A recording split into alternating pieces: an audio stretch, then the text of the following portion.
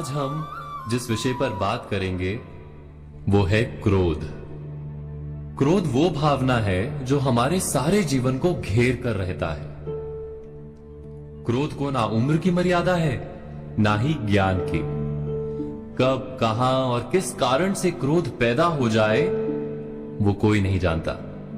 और जब क्रोध जन्म लेता है तो तुरंत ही विचार करने की शक्ति खो जाती है।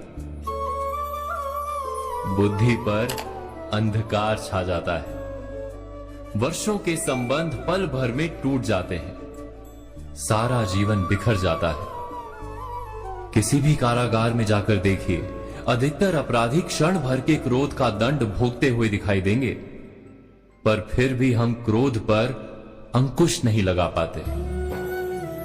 बार बार हम क्रोध ना करने का प्रण तो लेते हैं, पर बार बार हमसे क्रोध हो जाता है। ये क्रोध वास्तव में क्या है, क्यों जन्मता है और क्यों अंकुश में नहीं रहता? उदाहरण के लिए आप एक बालक को देखिए।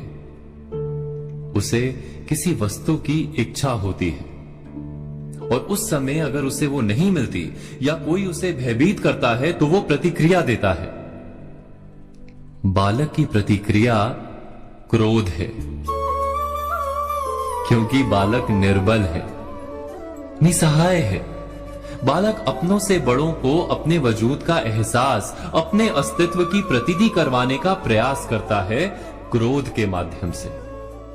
बड़े होने पर भी हम क्या ऐसा ही नहीं करते? क्या क्रोध हमारे भीतर बैठे बालक का प्रतिभाव नहीं? अर्थात क्या क्रोध वास्तव में केवल बालक जैसे व्यवहार का नाम नहीं? जब अहंकार को घाव होता है, जब भय लगता है, जब कोई वस्तु हमें प्राप्त नहीं होती, तब हमें क्रोध आता है, ठीक किसी बालक की भांति। हम जानते हैं कि आईने के सामने खड़े होकर मुंह बनाने का खेल बालकों को शोभा देता है, बड़ों को शोभा नहीं देता।